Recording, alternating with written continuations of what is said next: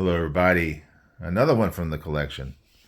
I mentioned on my last one that I'm going to be doing more of these guys. And this one's kind of similar, related, right? Because if you saw my last one, it was well, it wasn't maybe the last video I put out, but the last older from the collection video. It was with Tempest Knives, the Pinion. And now I'm switching over to Divo knives, and they kind of went sort of parallel paths. Of course, Divo's got both Kevin and Colin. And Colin had so much vast experience in designing. I feel because I've seen a lot of his stuff over the past. And Kevin is kind of from the same point of view as KC, where he's got so much knowledge from seeing so many knives and having strong opinions on things and stuff like that. So there was maybe a little bit more advantage with Colin coming in with him on that, and they've done very well. Both Tempest knives and Divo knives have done really well. Divo, yeah, they are kind of like a little bit ahead. They started earlier, and they're kind of putting out more stuff, and I think they have a little bit more money to invest, because I know KC's got to be careful about how he does things. He's doing great, and I think it's a great pace personally. So anyway, I mentioned that I was going to do some of these from the collection type videos, and in order to figure out which ones to do, I'm going, okay, well, I just don't want to duplicate something I did a few months ago. So I went back through my channel. I got like 180-ish something videos, and I went back through the videos, and it was kind of fun. A little tedious, but kind of fun. Going back and looking at the stuff I've done since I've switched over from my old channel to my new channel. I haven't done this exercise with the old channel, but that was a while ago, so I feel kind of like maybe I'm okay. I might go doing a little more researching, but I'm going through my spreadsheet. I got a spreadsheet, and it's got all my knives, except every once in a while I miss one. I was just looking for something about the Kubi Bloom that I bought a little while ago, and apparently I never put it in the spreadsheet. And then there's stuff that I give away. When I do the giveaways, I'll throw in one of my old knives, and sometimes I won't delete it out of the list.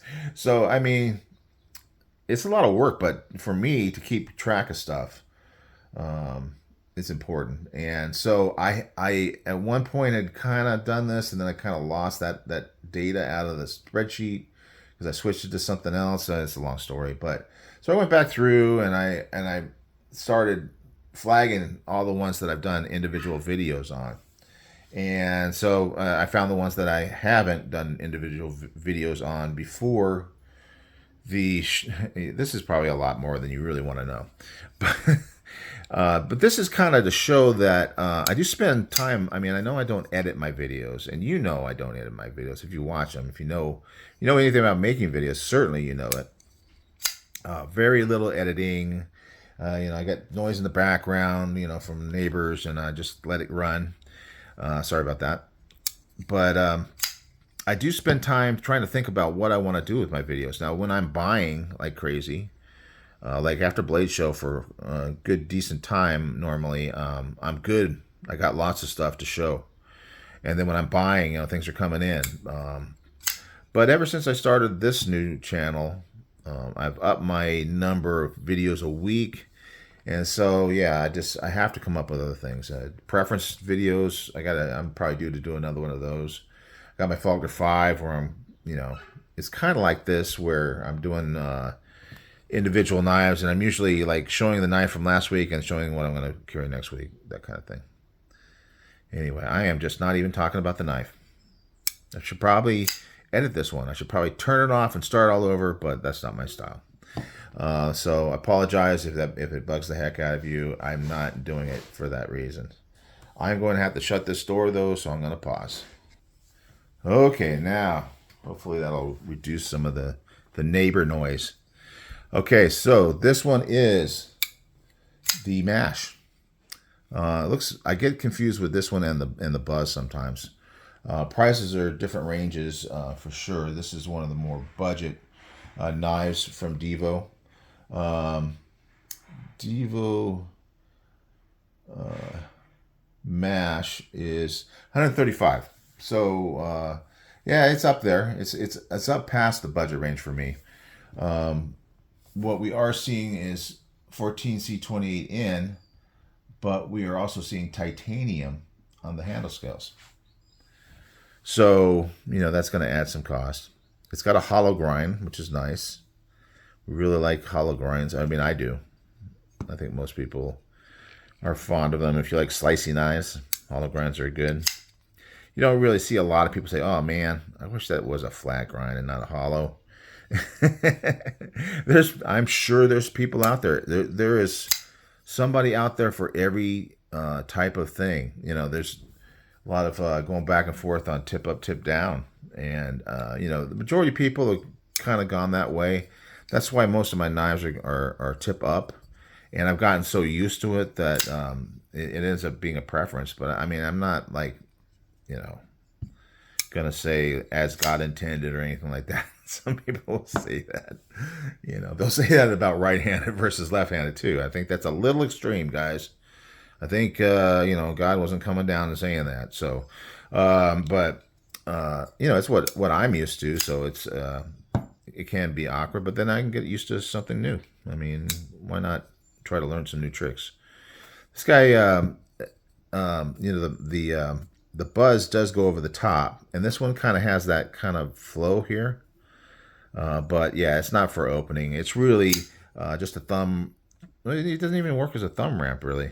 So that jimping down here doesn't seem to serve a whole lot of purpose because you can't use it for opening. It looks good, and it comes way down here, which is nice when it's open, and you want to hold it. You're gonna kind of choking up. I mean, there's no finger choil here, but you can choke up enough and get your thumb on there, and it's good and grabby.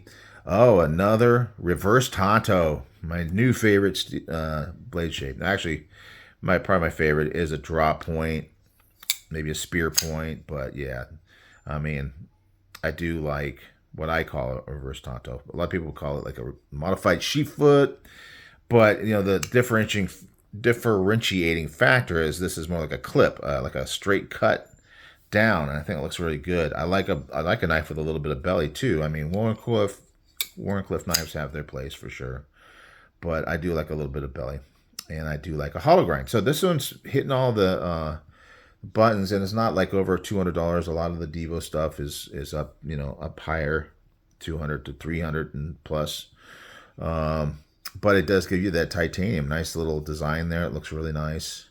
Feels great in the hand. Very similar to the Pinion in size. It just has that good four-finger grip here, even without a choke up spot. It's got the wire clip. I talked about it in my last video. I'm not going to go back through all the things. This is very similar. In fact, I do have the Pinion right here. And you can kind of see it's very similar. Divo Knives has more recently started getting into the milled pocket clips and trying to work on it so that they're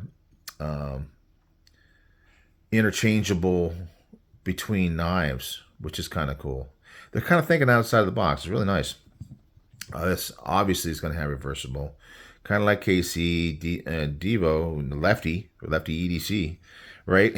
Kevin, he's all about the left-handed, right? So he's got to do that. There's one. Which one was it? I'm blanking. But there's one of his knives is a little smaller one, but very tall. You're yelling at me saying it's this one. Yeah. But anyway, if you're into Divo knives, you kind of know. But the whole point of it is that the detent was a little weak. This one's great. This one feels great. But that one had a little bit of a weak detent. And I know some people went to the point of complaining about it. It worked fine for me. But I was still surprised that when it came out, this is the one that was the White Mountain Knives exclusive. And that wasn't made by them, though. I mean, it's obviously, I think it was Kubi. All my memory can be wrong, definitely. But I think that's what it was. But and then they came out with a V2 version, and I think they improved all that stuff. But it was a little weak on the D10, and that was kind of surprising just because of the fact that Kevin Lefty is so into that detent to the point where he was called the detent diva, and I think that's part of where the name Divo knives. They got that pivot there with the Divo D and K. Can you see it?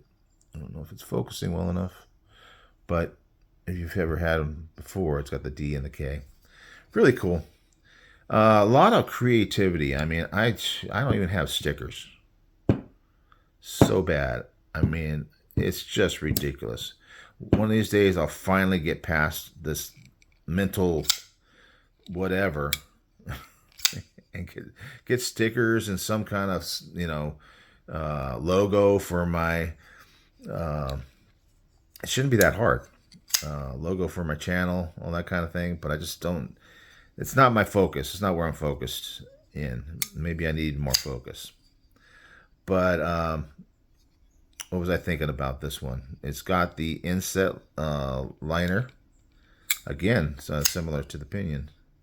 It says the blade steel here. That's kind of a cool place to put it. There's no branding on the blade, which is very nice.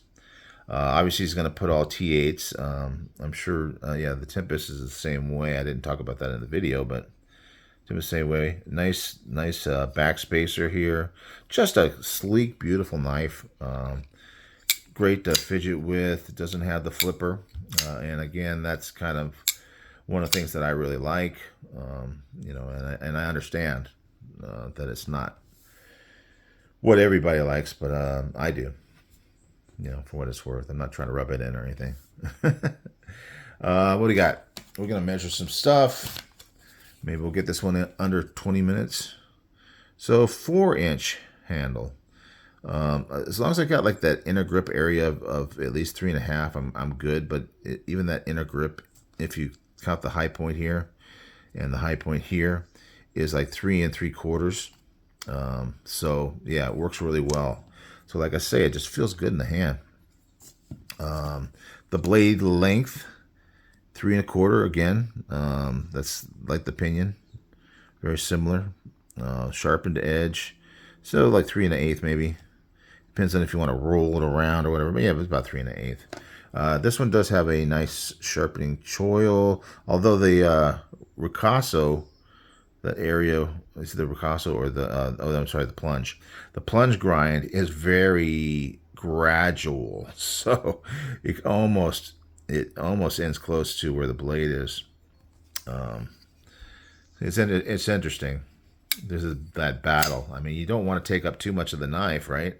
You want to have a lot of blade on there. You don't want to have an area that's going to get caught in the cardboard. So it's always a challenge to get that right. I know the smile is something that people don't like. They don't like the look of it or whatever. It's not a huge priority for me. Obviously, that I don't sharpen as much as a lot of people, but also, it's such a small little thing.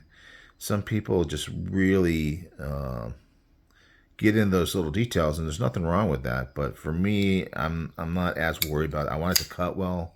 I want it to feel good. I mean, I guess I'm a little more practical. I do like aesthetics, but little things don't really seem to bug me as much as kind of like the overall kind of look, the way this, the milling on the handle kind of flows into the flat of the blade. It's got nice satin. I know Lefty's big on the satin, the belt satin, and it does look really nice. So great knife out of the collection. What else we want to check? I think we're going to have very similar things where it's just like close to 1/8 and close to 1/2. Yep. Check. And about 1 inch. Yeah, close. And about 1 inch. So it's kind of like the standard size, and that's really kind of, like I say, it's like a sweet spot for me and for a lot of people, I think. Yeah. Action's really good. Not super droppy, which is fine. I don't even really look at the centering that much, but it's centered. I know Mr. Dead Nuts, he's going to want it centered. So that's Lefty, in case you don't know. Dead Nuts center. I guess that's a term used by machinists to say that it's within tolerances. Everything's great. I guess we'll do some cutting. I mean, these are from the collection, so oh yeah, that hollow grind does have an impact, because I mean I've used and carried this knife, but wow, it's still cutting well. Certainly, you know, if I could measure behind the edge, I'm sure that this is quite thin. I'm not very good at it. I'd give it a shot here, but not really good at nailing it. 0.014. That's pretty good. Pretty darn good. And I'm probably not measuring quite right, so it might be better than that. Who knows? All right, guys. So yeah, there you go. The mash. The mash. I can't remember why he named it. Maybe he mashed some different ideas together on this one. It was, I think it was one of the less popular ones. He had at a show for out on the table, you know, kind of left over from after everything else had been sold. And I thought, man, I like that knife. Good price. Jumped on it. So another booth I'm definitely going to be heading over to pretty quick. I have no idea what they're going to have. I'm sure they'll have some prototypes. Man, it'd be great if they had a tall boy, but man, you know how hard it is. Everybody's wanting those things. So if I can come home with a tall boy and a downdraft, whoo, man, I'll be happy. All right, guys, that's it for today. And I will see you on the next one. Bye.